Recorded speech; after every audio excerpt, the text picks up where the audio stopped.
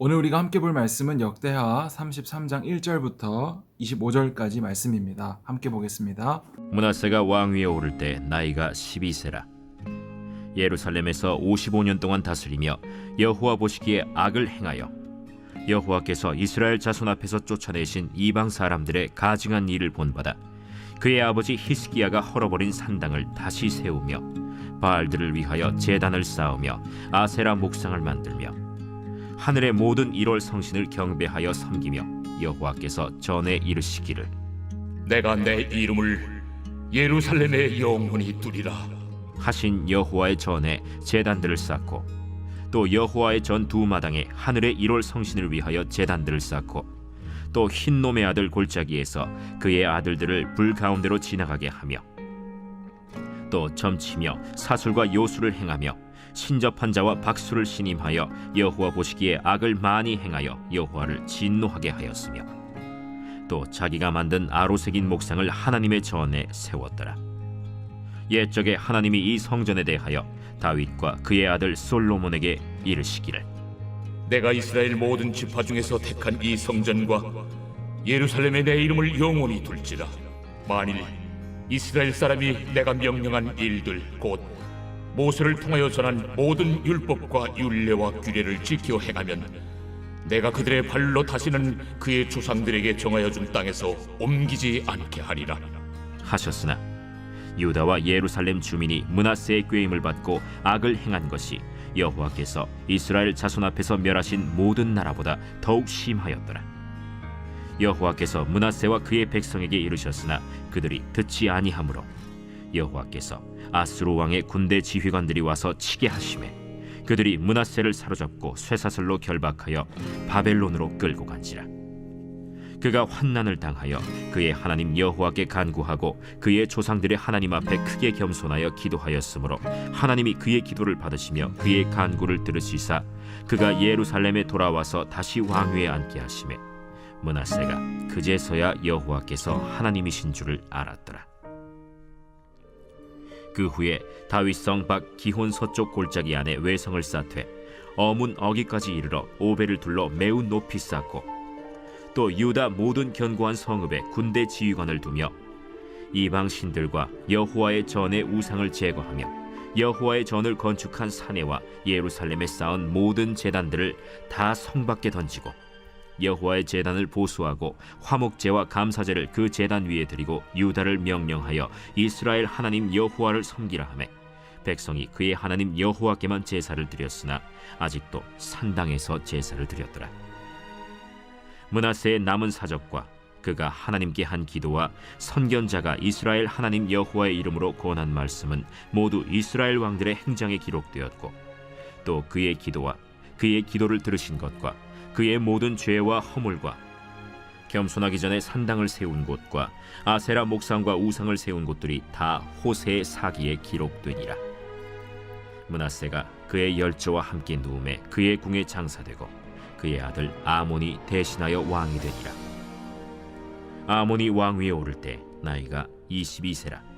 예루살렘에서 2년 동안 다스리며 그의 아버지 므낫세의 행함같이 여호와 보시기에 악을 행하여 아몬이 그의 아버지 므낫세가 만든 아로새긴 모든 우상에게 제사하여 섬겼으며 이 아몬이 그의 아버지 므낫세가 스스로 겸손함같이 여호와 앞에서 스스로 겸손하지 아니하고 더욱 범죄하더니 그의 신하가 반역하여 왕을 궁중에서 죽이매 백성들이 아몬 왕을 반역한 사람들을 다 죽이고 그의 아들 요시야를 대신하여 왕으로 삼으니라. 목사님이 주일날 우리는 회개하는 것까지가 우리의 몫이고 우리의 회개 기도를 들으신 하나님께서 용서를 해 주실지 말지는 하나님 마음이라고 했습니다. 그러니까 하나님께서 용서해 주시는 근거가 내가 회개했기 때문이 아니라 하나님께서 누구든지 성전에 나와서 기도하면 듣고 용서해 준다고 하신 하나님의 약속의 근거가 있는 것입니다. 그러니까 우리가 기도할 때도 그냥 내 소원, 내 바램을 기도하는 것이 아니라 하나님께서 이렇게 말씀하셨으니 이루어 주시옵소서라고 기도한다면 조금 더 하나님께서 기뻐하시는 기도, 하나님 뜻에 맞는 기도를 할 수 있겠죠. 오늘 큐티의 제목이 회개하면 용서해 주시는 하나님인데 그 주인공이 누구인가요? 이스라엘 역사상 가장 악한 왕, 므낫세 왕입니다. 여러분, 열왕기하고 역대기하고 똑같은 내용을 다루고 있는데 차이점이 한 가지 있습니다. 열왕기는 왕들의 악행에 대해서 적나라하게 기록하고 있고, 역대기에서는 왕들이 조금 잘못하긴 했지만 하나님께서 약속하시고 하나님의 은혜로 그들을 이끌고 가고 있다라는 것에 좀 더 초점을 맞추고 있습니다. 그래서 열왕기에서는 므낫세 왕이 잘못한 것을 더 크게 비중을 잡고 있고, 하나님 앞에 회개하여 스스로 겸비한 것은 아주 적게 다루고 있습니다. 그런데 역대기에서는 이 므낫세가 회개하고 종교 개혁을 일으키고 막 우상들을 무너뜨렸던 그런 것까지도 기록하고 있다는 거죠. 열왕기에는 이런 부분이 안 나와 있거든요. 그러니까 역대기에서는 좀 더 사람들이, 왕들이 얼마나 잘했는가 못했는가가 아닌 하나님의 은혜에 초점을 두고 있다는 거죠. 실제로 이 므낫세 왕이 왜 이스라엘 왕들 중에서 가장 악한 왕으로 평가가 되냐면, 하나님께서 심판하신 그 어떤 나라들보다 우상숭배를 심하게 했고, 그리고 자기의 자녀들을 인신제사로, 사람을 불 위로 지나가게 해서 불태워서 드리는 제사를 이방 신들에게 드렸다는 거예요. 그리고 하나님께서 아무리 말씀을 해도 절대 듣지 않고 돌이키지 않았던 왕입니다. 그래서 하나님께서는 이 남유다가 바벨론에게 포로로 잡혀가는 데에 결정적인 역할을 한 것이 바로 이 므낫세다라고 열왕기에서는 말하고 있습니다. 그런데 앞서 말했던 것처럼 역대기에서는 그렇게 말하고 있지 않아요. 역대기에서는 므낫세 왕이 너무나 악했지만 하나님께서 은혜를 베푸셔서 다윗에게 하신 그 약속을 은혜로 이루어 가신다라는 것에 좀 더 초점을 맞추고 있습니다. 그래서 하나님께서는 이 므낫세 왕을 돌이키게 하기 위해서 아수르를 보내서 전쟁에서 패하게 하고, 이 므낫세 왕이 아수르의 포로로 결박되어 잡혀가게 하죠. 그래서 므낫세는 그곳에서 하나님께 기도하게 되고, 하나님은 그 기도를 들으시고 므낫세를 다시 왕위에 오르게 하시죠. 이 사건을 통해서 므낫세는 그제서야 여호와께서 하나님이신 줄로 알았더라.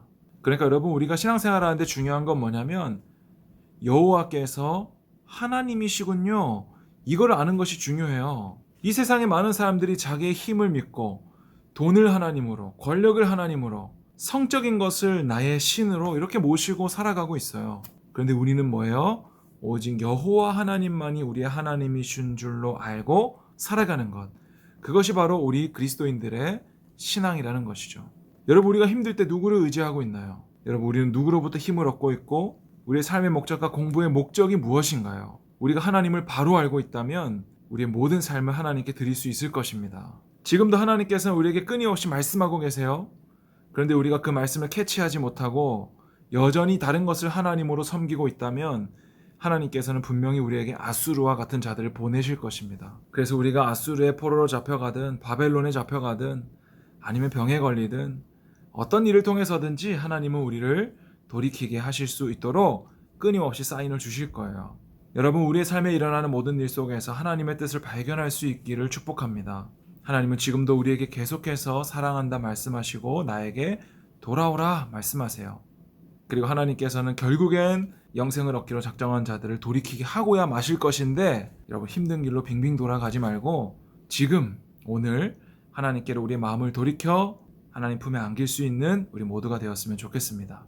기도하겠습니다. 하나님 아버지, 오늘도 하나님은 나와 동행하시고 여전히 나를 있는 모습 그대로 사랑한다고 말씀하시는데, 나는 하나님이 아닌 다른 곳에 마음을 두고 있지 않은지 나를 돌아보아 회개하기 원합니다. 하나님을 하나님으로 모시기를 원하고, 내가 의지하고 있는 모든 것들 다 뒤로 하고 하나님만 선택할 수 있는 내가 되게 하여 주시옵소서.